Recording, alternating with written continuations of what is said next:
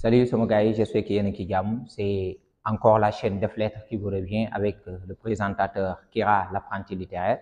Donc aujourd'hui, nous allons revenir sur l'exercice intitulé l'inventaire, mais cette fois-ci, ça va porter chez les voyelles parce que vous savez que dans la matière de la phonologie, soit l'inventaire porte sur les consonnes, soit elle portera sur les voyelles. Maintenant, donc vous avez vu que je n'ai pas recopié toute la consigne parce qu'elle ne change pas. Hein? Okay? Il n'y a que la matière qui change. Vous ferez l'inventaire de toutes les voyelles qui se différencient de I par un seul trait phonétique. Vous dresserez le tableau et vous direz pour chaque voyelle ce qui la différencie de I. Donc on n'a pas besoin, donc moi je n'ai pas eu besoin d'écrire toute la consigne parce qu'en tant qu'étudiant de la L1, ayant regardé la vidéo de la fois précédente sur les consonnes, plus précisément l'inventaire chez les consonnes, vous comprenez la consigne. Maintenant, de la même manière, chez les consonnes, il y a un tableau laboratoire. Chez les voyelles aussi, il y a un tableau laboratoire. Donc, on va mettre voyelle, hein, arrière, nasale, labialisée, aperture, 1, 2, 3, 4. Donc, pour les apertures, on met des chiffres, mais on va décoder les chiffres à travers la justification. Maintenant, je suis sur ma feuille de brouillon. On me demande de faire l'inventaire de toutes les voyelles qui se différencient de I.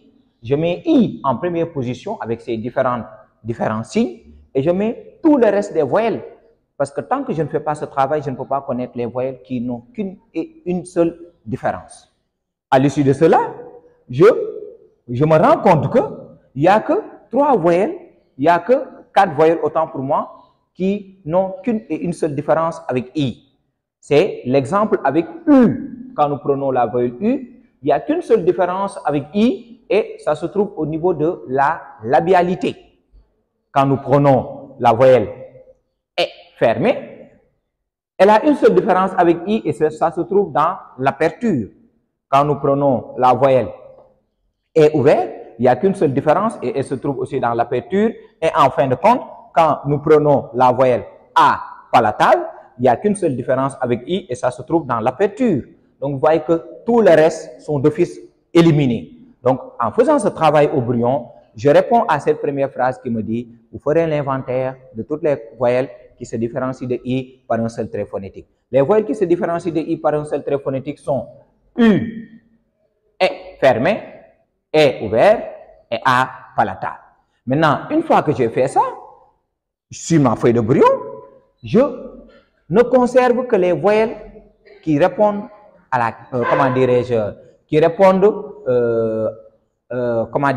aux critères qui me disent une seule différence entre I et cette voyelle.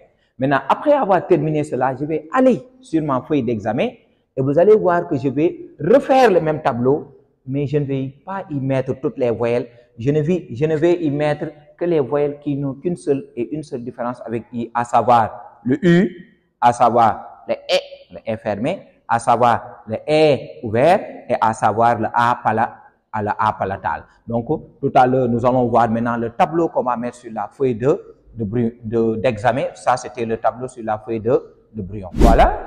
Donc, maintenant, après avoir fait le travail au brouillon qui m'a permis de connaître l'inventaire des voyelles, c'est-à-dire les voyelles qui n'ont qu'une et une seule différence avec I.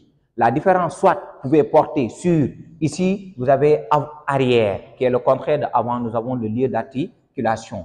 Ce trait différenciateur ce trait phonétique s'appelle le lieu d'articulation. Ici, nous avons la nasalité, la labialité et l'aperture.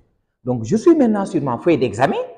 J'ai mis la voyelle I avec ses différents signes et j'ai mis les 4 autres voyelles qui ne partagent qu'une seule différence avec I. Chacune de ces 4 autres voyelles n'a qu'une seule différence avec I. Maintenant, je vais faire le commentaire et ça me renvoie à la 3e phrase de la consigne. Vous direz pour chaque voyelle ce qui la différencie de I. En faisant le tableau, je réponds à la 2e phrase qui me dit vous dresserez le tableau. Tout simplement. On a dressé le tableau et vous direz pour chaque voyelle ce qui la différencie de I. Donc là, je fais un commentaire individuel. On ne peut pas faire un commentaire groupé pour toutes les voyelles qui n'ont qu'une seule différence avec I. Je fais un commentaire entre I et U, un autre commentaire entre I et E, un autre commentaire entre I et E ouvert, et un autre commentaire entre I et A palatal. Donc, je dis, le seul trait différenciateur entre I et U est la labialité. Ça veut dire quoi? Pour chercher la différence qui se trouve entre I et U, il faut venir précisément dans cette colonne-là, mais cette colonne-là, on sait qu'elle renvoie à un trait différenciateur qu'on appelle la labialité. Si on était en phonétique, on va dire critère. Mais en phonologie, on ne dit pas critère, on dit trait. Trait phonétique. OK? Donc, j'ai dit le seul trait différenciateur entre I et U est la labialité. Il faut le justifier. Car I est non labialisé, maintenant les signes commencent à avoir un sens. Et j'y reviens. Donc, ici, on a mis arrière, qui est le contraire de avant. Donc, si la voyelle que je mets est arrière, je mets moins. Si c'est avant, je mets plus. Si la voyelle que j'ai mise est une voyelle nasale, je mets plus. Si elle est orale, je mets moins. Si la voyelle que j'ai mise est labialisée, je mets plus. Si elle n'est pas labialisée, donc non labialisée, je mets moins. Et dans cette dernière partie, je ne cause qu'une seule aperture, je mets plus. Donc là, je dis, le seul trait différenciateur entre I et U est la labialité, car I est non labialisé, le signe moins commence à trouver un sens. I est non labialisé alors que U est labialisé. Vous voyez? Hein? Maintenant, la différence entre I et E. Le seul trait différenciateur entre I et E est l'aperture. OK? Car I est d'aperture fermée. Donc, le chiffre 1, c'est d'aperture fermée. Chiffre 2, mi-fermée. Chiffre 3, mi-ouverte. Chiffre 4, ouverte. Donc, je ne dis pas que car telle voyelle est d'aperture 1 ou 2. Donc, je dis ce que signifient les chiffres. Donc, le seul trait différenciateur entre I et E est l'aperture, car I est d'aperture fermée, en parenthèse, je mets le chiffre correspondant, alors que E est d'aperture mi-ouverte. OK? Non, mi-fermée, tant pour moi. E est d'aperture mi-fermée. OK? Mi-fermée. Voilà. OK? Maintenant, la différence entre I et E ouvert. Le seul trait différenciateur entre I et E ouvert est l'aperture, car I est d'aperture fermée, chiffre 1, alors que E est d'aperture mi-ouverte, chiffre 3. Maintenant, le commentaire entre I et A palatal.